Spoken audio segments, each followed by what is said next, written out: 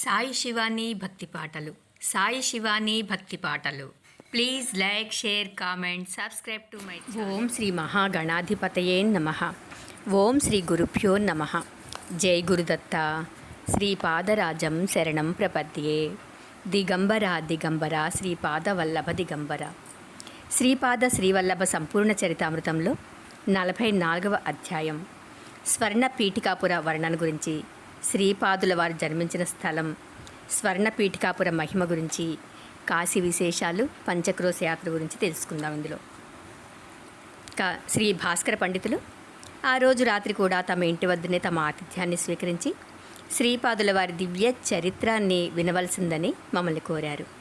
ఆ మరునాడు మేము స్నాన సంధ్యాది అనుష్ఠానాలు పూర్తి చేసుకున్న తర్వాత శ్రీ త్రిపురాంతకేశ్వరుని దర్శనమునకు ఆలయమునకు పోయి వెళ్ళాము. ఆ ఆలయం నందే భాస్కర పండితులు శ్రీపాదుల వారి గురించి వివరింపసాగారు. నాయనలారా, శ్రీపాదుల వారు సాక్షాత్తు శివస్వరూపులు. వారు పీఠికాపురంలో అంతర్ధానమై కాశీ నగరాన్ని చేరారు. గంగా నదిలో స్నానం చేశారు. వారు శ్రీ పీఠికాపురంలో అవతరించడం భూతత్వానికి ముందుకు వెళ్ళడానికి చైతన్యాన్ని ఇచ్చారు. అందుచేత పీఠికాపురంలో వారు జన్మించిన స్థలం ఏదైతే ఉన్నదో అందులోని భూమి చైతన్యాన్ని పొందింది. అందుచేత అక్కడ భవిష్యత్తులో ఎప్పుడో కొన్ని శతాబ్దాల తరువాత ఏర్పడబోయే వారి మహా సంస్థానంలో వారి దివ్య పాదుకలు ప్రతిష్ఠింపబడతాయి. అక్కడ భూమి జాగృతమై క్రమక్రమేణా భూమండలాన్ని అంతటా జాగృతం చేస్తుంది. ఈ జాగృతినందుకున్న ప్రదేశాలలోని జనులు వారి దివ్య ఆకర్షణ శక్తి వలన పీఠికాపురానికి ఆకర్షింపబడతారు. అందుచేత వారు చేసే పృథ్వీతత్వ యజ్ఞం పీఠికాపురం నుండి ప్రారంభమైనదని మనం తెలుసుకోవాలి. వారు ఏ ఏ ప్రదేశాలలో సంచరిస్తారో ఆ ప్రదేశాలన్నీ కూడా మనకు తెలియకుండానే జాగృతిని చెందుతాయి. ఆయా ప్రదేశాలలో అడుగుపెట్టిన వారు తప్పకుండా ఆ దైవీ శక్తి వలన ఆకర్షింపబడతారు. అంతేకాకుండా ప్రతి మనిషిలోనూ పృథ్వీతత్వం ఉంది. ఇది శబ్ద, స్పర్శ, రూప, రస, గంధాలను కలిగి ఉంటుంది. అందుచేత యోగపరంగా ఆలోచిస్తే ఎవరి శరీరంలోని పృథ్వీతత్వం వారి దివ్యకరుణ వలన జాగృతమవుతుందో వారు తప్పకుండా పీఠికాపురానికి ఆకర్షింపబడతారు. అంతటా నేను ఇట్లా ప్రశ్నించాను, ఆర్య, లోకమునందలి జనులు వారి యొక్క శరీరాల్లో పృథ్వీతత్వం జాగృతి పొందిన వారు పీఠికాపురానికి భౌతికంగా రాగలుగుతారా అంటూ శంకర భట్టు ప్రశ్నించాడు. వారు మందహాసం చేసి, నీవు అడిగిన ప్రశ్న సమంజసమైనదే. భౌతికమైన పీఠికాపురం ఉన్నట్లే స్వర్ణ పీఠికాపురం ఉన్నది. భౌతికముగా పీఠికాపురము ఎంత మేరకు వ్యాపించి ఉన్నదో అంత మేరకు స్వర్ణ పీఠికాపురం వ్యాపించి ఉంటుంది. ఆ స్వర్ణ పీఠికాపురము కేవలము చైతన్యంతో నిర్మితమైంది. సాధకునిలో ఆ చైతన్యమునకు సంబంధించిన పదార్థము నిర్మితమైనప్పుడు అతడు స్వర్ణ పీఠికాపుర వాస్తవ్యుడవుతాడు. ఆ స్వర్ణ పీఠికాపురమున చైతన్యంతో నిర్మింపబడి ఉన్న అనేక వేల మహాసౌధాలు ఉన్నాయి. యోగులు, మహాపురుషులు ఆ స్వర్ణ పీఠికాపురములో నివసించుచు మహదానందం పొందుతారు. అయితే ఈ చర్మచక్షువులకు అది గోచరింపదు. స్వర్ణ పీఠికాపురము కేవలము జ్ఞానచక్షువులకు, యోగచక్షువులకు మాత్రమే గోచరిస్తుంది. అదేవిధంగా స్వర్ణకాశి అన్నది కూడా కలదు. అది భౌతికమైన కాశికా నగరము ఎంత మేరకు విస్తరింపబడి ఉన్నదో అంత మేరకు చైతన్య పదార్థంతో నిర్మితమైన స్వర్ణకాశి ఉంటుంది. అందువల్లనే కాశీ యాత్రంగమిష్యామి తత్రైవ నివసామహ్యహం ఇది రువాణస్సతతం కాశీవాస ఫలం లభేతని చెప్పబడింది. నేను కాశీకి పోచున్నాను, అక్కడే నివసిస్తాను. ఈ రకంగా ఎల్లప్పుడూ పలికెడవానికి కాశీవాస ఫలం సిద్ధిస్తుంది.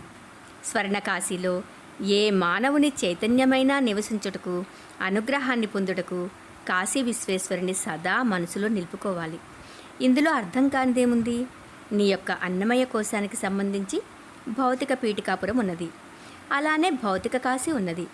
ప్రాణమయ కోశానికి సంబంధించి ప్రాణమయ పీఠికాపురం ఉన్నది. అలాగే ప్రాణమయ కాశీ ఉన్నది.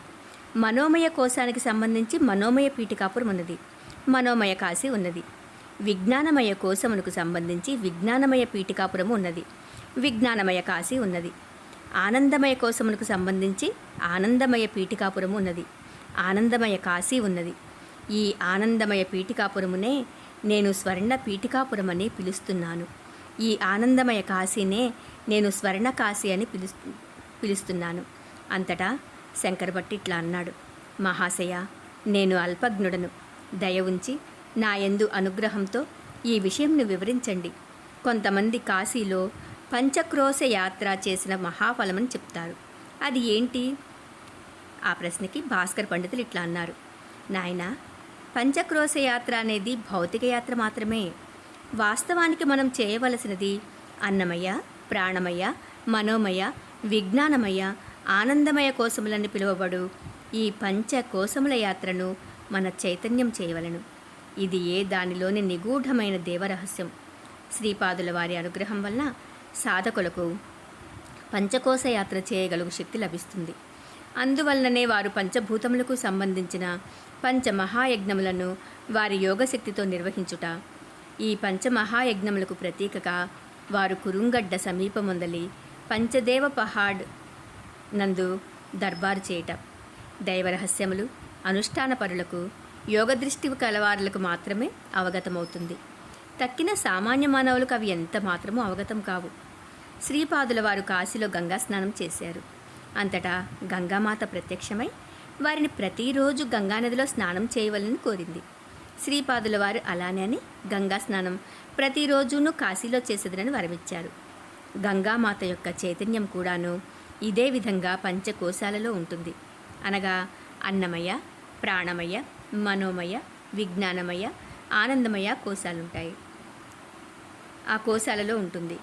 అంతటా మళ్ళీ శంకరభట్టి ఇట్లా అన్నాడు: మహాశయ, గంగామాత జలస్వరూపం కదా, ఆమెకు పంచకోశములు ఎట్లా ఉంటాయి? నాకు అవగతం కావటం లేదు, దయచేసి చెప్పండి అంటూ అడిగాడు. భాస్కర పండితులు నవ్వుతూ ఇట్లా అన్నారు: నాయన, దేవతలు మంత్రస్వరూపులు. వారు భౌతిక స్వరూపులు కారు. మంత్రములనేవి శబ్ద బ్రహ్మం యొక్క శక్తి స్వరూపము. గంగామాత అనగా శక్తి రూపమున, చైతన్య రూపమున ఉన్న దేవత అని అర్థం. ఆమె భౌతిక రూపమున ఉన్న గంగానది స్వరూపమునకు తాదాత్మ్య స్థితిలో ఉన్న అభిమాన దేవత, అనగా చైతన్య రూపమున ఉన్న దేవత. అదేవిధంగా సూర్యభగవానుడు అని నేడల వినువీధిలో కనపడు సూర్యుడను గోళమునకు తాదాత్మ్య స్థితిలో ఉన్న చైతన్య రూపమైన దేవతాస్వరూపమని అర్థం. ఈ ధర్మ సూక్ష్మమును, నిగూఢమైన దివ్య రహస్యమును నీవు బాగా గుర్తెరింగాలి. మానవుల యందు జలతత్వం ఉంటుంది. ఆ జలతత్వమును శుద్ధి చేయుటకు వారు జలయజ్ఞమును చేయి సంకల్పించారు. అందువలన ప్రతి దినమును వారు కాశీలో గంగా స్నానం చేయదలచిరి. ఈ యోగ ప్రక్రియ వలన భౌతిక రూపమున ఉన్న జలావాసములన్నీ పవిత్రీకరించబడతాయి. పవిత్రమైన నదులన్నీ తమ మాలిన్యములను పోగొట్టుకుని పవిత్రత నొందుతాయి. గంగాది మహానదులన్నీ పాపభూయిష్ఠులైన మానవులు తమ యందు స్నానం చేయుటచే అపవిత్రమవుతాయి. మహాపురుషులు, చైతన్య స్వరూపులు, పుణ్యపురుషులు గనుక ఆయా నదులందు వారు స్నానం చేసినప్పుడు ఆయా నదులు తిరిగి పుణ్యవంతములవుతుంటాయి. జలయజ్ఞములు వారు చేయుటలోని అంతరార్థము జీవరాశుల శరీరములందు రసస్వరూపమున ఉన్న జలతత్వమును శుద్ధీకరించుటయే. శ్రీపాద శ్రీ వల్లభ సార్వభౌములు కేవలము కరచాలన మాత్రమున కోట్లాను కోట్ల బ్రహ్మాండములను సృష్టించి, రక్షించి, విలయముందించగల అసలు సిసలైన త్రిమూర్త్యాత్మకమైన దత్తప్రభువు. వారు లీలామానుష విగ్రహధారులై త్రేతాయుగమున భరద్వాజ మహర్షికి త్రిమూర్త్యాత్మకమైన దత్తప్రభువు. వారు లీలామానుష విగ్రహధారులై త్రేతాయుగమున భరద్వాజ మహర్షికి ఇచ్చిన వాగ్దానం ప్రకారము భారద్వాజ గోత్రమున సావిత్ర కాటక చయనము చేయబడిన పుణ్యస్థలము పీఠికాపురమునందు అవతరించారు. వారి అవతారో ఉద్దేశము మహాయోగులను, మహాసిద్ధులను, మహాపురుషులను అనుగ్రహించి వారి ద్వారా ధర్మోద్ధరణము చేయుట వారి సంకల్పం. వారు నరసింహ సరస్వతి నామరూపంలా అవతరించదమనడి వాగ్దానము అక్షర సత్యమైనది. ఈ దివ్య వాగ్దానమును శంకించువారులు శ్రీపాద అవతారమును హేళన చేయువారులను పిశాచ జన్మమునుందుదరనియు, బలహీనులను, దురదృష్టవంతులను ఆ పిశాచములు ఆవహించుననియు, ఆ పిశాచములకు గంధర్వ నగరమున నరసింహ సరస్వతి రూపమున ఉన్నప్పుడు విమోచనము ప్రసాదించదననియు వారు చాలాసార్లు చెప్పిన్నారు. వారి దివ్య వచనములను శంకించువారు రౌరవాది నరకాలను పొందుతారు. నీవు వ్రాయు శ్రీపాద శ్రీవల్లభ చరితామృతము అక్షర సత్య గ్రంథము. ఇది పలు భాషలలోనికి అనువదింపబడుతుంది. ఆ మహాపవిత్ర గ్రంథమును ఏ భాషలో పారాయణము చేసినా విశేష ఫలము సంప్రాప్తిస్తుంది.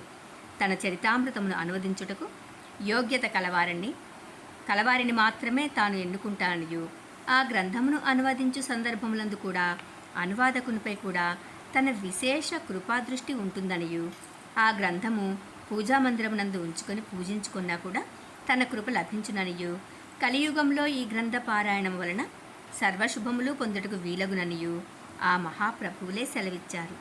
అందుచేత నీవు ఈ గ్రంథమును వ్రాయుట అనేది ఒక కుంటిసాకు మాత్రమే. వారి చరణములే ఈ గ్రంథమును నీ చేత వ్రాయిస్తుంది. అంతటా శంకర భట్ ఇట్లా అన్నాడు. మహాశయ, మీరు చెప్తున్నది ఎంతో సముచితం.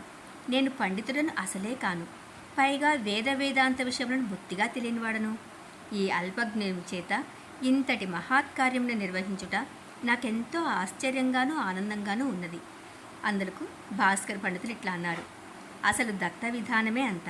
నిషిద్ధ పదార్థములచే రోగములను కుదుర్చుట, అద్భుతములైన కార్యములను బొత్తిగా ఏమీ తెలియని వారి చేత నిర్వహింపచేయుట వారికి నిత్య వినోదము, దివ్య వినోదము. అది వారి స్వభావం. అది వారి దివ్య శక్తికి నిదర్శనం కూడాను. ఒక పర్యాయం ఒక సన్యాసి కుక్కుటేశ్వరాలయానికి వచ్చారు. శ్రీపాదుల వారు ఒక చిన్న పిల్లవాడుగా ఉన్నారు. నరసింహవర్మ గారు, వెంకటప్పయ్య శ్రేష్ఠి గారు శ్రీపాదుల వారిని తీసుకుని గుర్రబండిలో కుక్కుటేశ్వరాలయానికి వచ్చారు. ఆ సన్యాసి స్వయంభూదత్తుని ఆలయం నందు ధ్యానావస్థలో ఉన్నాడు. శ్రీపాదుల వారు ఉన్నట్లుండి శ్రేష్ఠి గారితో, తాత, ఈ చేపల వారిని ఇక్కడికి ఎందుకు రానిచ్చారు అని ప్రశ్నించాడు. నరసింహవర్మ గారు మెల్లగా, కన్నయ్య, అట్లా అనరాదు. వీరు సన్యాసులు. కోపం వచ్చినా శపించగలరు అన్నారు. చేపలవానికి కూడా కోపం వస్తుందా? చేపల కంపు కొట్టువానిని, చేపలను తినివానిని చేపలవాడనక సన్యాసి అనవలనా అన్నారు. శ్రీపాదుల వారు మనుషులను రెచ్చగొట్టు స్వభావం కలవారు. అంతలోనే ఆ సన్యాసి కళ్ళు తెరిచాడు. తన శరీరం అంతటి నుండి చేపల వాసన వచ్చుటను అతడు గమనించాడు. అతడు నిజమైన సన్యాసి. అతడు శ్రీపాదుల వారి వంక చూశాడు. అతడు మనస్సులో శ్రీ భగవానుని మత్స్యావతారమనగా ఏమిటా అని ఆలోచిస్తూ ఉన్నాడు. దీనికి యోగపరమైన అర్థమైన ఏమైనా కలదా అని ఆలోచించున్నాడు. అంతటా శ్రీపాదుల వారు, స్వామి, మీ కమండలంలో కూడా చిన్న చిన్న చేపలున్నాయి. అవి ఎంత ఆనందంగా అటు ఇటు తిరుగుతున్నాయో చూడండి అన్నారు. సన్యాసికి ఇదంతయు అయోమయంగా ఉన్నది. శ్రీపాదుల వారు సన్యాసి కళ్ళవంక తీక్షణంగా చూశారు. అంతటా ఆ సన్యాసి అంతర్ముఖుడయ్యాడు. అతనికి యోగదృష్టి కలిగి తన శరీరంలోని రక్తనాళములలో, శరీరంలోని విభిన్న ద్రవములలో చిన్న చిన్న కణములున్నట్లు, అవి అచ్చం చేపల ఆకృతిలోనే ఉన్నట్లు గమనించాడు. ఆ చిన్న చిన్న కణములే శరీరంలోని అనేక రకముల అనుభూతులను కలిగించుచున్నాయని తెలుసుకున్నాడు. ముక్కుకు వాసనను కలిగించేటటువంటివి కూడా చేప ఆకారంలో ఉండే ఈ చిన్న కణములే అని గ్రహించారు. అదేవిధంగా రుచిని పసిగట్టగలిగే చిన్న చిన్న కణాలు కూడా చేప ఆకృతిలోనే కలవని గమనించారు. ఆహా, మత్స్యావతార ప్రక్రియ అనగా ఇదా అని ఆశ్చర్యపోయాడు. మూలాధారం వద్దనున్న వాసనలను పసిగట్టగలిగే చిన్న చిన్న కణములను గురించిన జ్ఞానము కలిగితే ప్రపంచంలోనున్న సర్వ వాసనలను నియంత్రించగలుగు శక్తి కలుగునని తెలుసుకున్నాడు. అతడు బహిర్ముఖుడై మందహాసం చేశాడు. శ్రీపాదుల వారు కూడా మందహాసం చేశారు. ఆ సన్యాసి శ్రీపాదుల వారి శ్రీచరణాలపై పడ్డారు. శ్రీపాదులు అనుగ్రహించారు. అంతటా ఆ సన్యాసి శరీరం నుండి సువాసనలు వెదజల్లుతూ ఉన్నాయి. పరాశర మహర్షి మత్స్యగంధిని యోజనగంధినిగా మార్చిన యోగ ప్రక్రియ ఇదేనని సన్యాసి గ్రహించాడు. పతివ్రతామ తల్లుల శరీరముల నుండి సువాసనలు వెదజల్లబడుచుంటును. అందుచేతనే వారిని సువాసినీలని కూడా అంటారు. శరీరమునందలి అనుభూతులన్నీయు సువాసనాభరితముగా మారిన ఎడల భౌతికంగా కూడా మార్పులు సంభవించునని, భౌతికంగా కూడా సువాసనలు వెదజల్లబడుతుంటాయని ఆ సన్యాసికి శ్రీపాదుల వారు మౌనంగా బోధించారు. వారు దివ్య వినోదులు కదా. అంతటా శ్రీపాదులు ఇట్లా అన్నారు. ఓయి, నీకు మత్స్యావతారం గురించి తెలిసినది. దైవీ ప్రకృతికి అసురీ ప్రకృతికి కూడా కూర్మావతారమే ఆధారం. మందరాచల పర్వతాన్ని కూర్మం మీద ఉంచి దేవదానవులు సముద్ర మథనం చేశారు. నీవు అంతర్ముఖుడవై కూర్మం తన డిప్పలో శిరస్సును దాచుకున్నట్లు మహాయోగివైన కావచ్చు, లేదా బహిర్ముఖుడవై సమస్త దుర్గుణాలు పోగు చేసుకుని రాక్షసుడివైనా కావచ్చు. నీవు బహిర్ముఖుడవైనప్పుడు ఎవరో ఒకరు నీ శిరస్సును పొడి చేస్తారు, నీవు చనిపోతావు. చనిపోకుండా ఉండాలంటే అంతర్ముఖుడవ్వాలి, యోగాభ్యాసం చేయాలి, కర్మబంధనం నుంచి విడుదల పొందాలి. 44వ అధ్యాయం సంపూర్ణం. శ్రీపాద శ్రీవల్లభులకు జయము జయము. జయ గురుదత్త. శ్రీపాదరాజం శరణం ప్రపద్యే. దిగంబర దిగంబర శ్రీపాదవల్లభ దిగంబర.